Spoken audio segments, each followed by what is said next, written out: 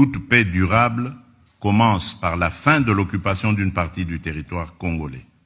Là-dessus, il ne peut y avoir ni double langage, ni compromis moral. En contrepartie, la République démocratique du Congo prend devant vous 3 engagements clairs. Premier engagement, reconstruire. Dès la fin des hostilités, nous lancerons un plan d'aide d'urgence pour la reconstruction du Nord Kivu et du Sud Kivu. Ce plan, que nous concevons comme un pacte national et international, intégrera dans une approche concertée, coordonnée et cohérente l'ensemble des programmes et projets destinés à la stabilisation, au relèvement et au développement durable des provinces affectées. Il visera à mobiliser environ 5 milliards de dollars à l'horizon 2026 pour la réouverture des écoles, la réhabilitation des centres de santé, la reconstruction des routes, le rétablissement des services sociaux essentiels et le retour digne des personnes déplacées.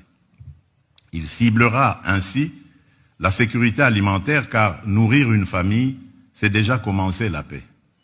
Ce plan sera coordonné, unifié et transparent. Aucun territoire ne sera abandonné, aucune communauté ne sera laissée en marge. Deuxième engagement, protéger les plus vulnérables et responsabiliser les auteurs. Nous allons renforcer notre cadre juridique relatif à la protection des déplacés et des victimes de catastrophes humanitaires, notamment par l'intégration en droit national de la Convention de Kampala de l'Union africaine et l'adoption d'un dispositif légal pérenne de financement de l'action humanitaire et de réduction des risques. Dans cette perspective, une loi sur le financement de l'action humanitaire et de la gestion des risques de catastrophe sera prochainement adoptée afin de doter le gouvernement de mécanismes pérennes de financement conformément au cadre de Sendai 2015-2030 pour la réduction des risques de catastrophe et aux engagements pris lors du sommet humanitaire mondial d'Istanbul en 2016. Nous veillerons à ce que les survivantes de violences sexuelles soient reconnues comme victimes de guerre, accompagnées, soignées et réparées. Je tiens à rappeler que la redevabilité constitue une exigence fondamentale de la paix durable. Les administrations parallèles instaurées par l'AFC M23, les violations graves des droits humains et les atteintes aux civils ne resteront pas impunies. Des poursuites seront engagées dans le respect du droit international contre tous ceux qui se rendent coupables de crimes à l'encontre du peuple congolais. Troisième engagement, transformer la crise en levier de stabilité régionale. Nous ne venons pas seulement demander de l'aide humanitaire, nous venons défendre une vision politique.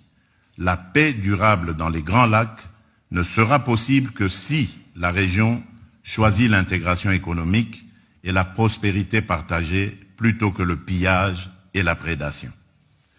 L'avenir de la région ne peut pas être fait de trafics transfrontaliers illégaux d'or, de coltan ou de cobalt, alimentant des groupes armés. Il doit être fait de coopération économique formelle, d'infrastructures interconnectées, d'industrialisation locale, de valeur ajoutée créée sur le continent et d'opportunités offertes à la jeunesse. C'est cela, la paix durable. La sécurité est nécessaire à la prospérité. Mais la prospérité, elle aussi, est une condition de la sécurité. Mesdames et messieurs, ce qui se joue ici à Paris dépend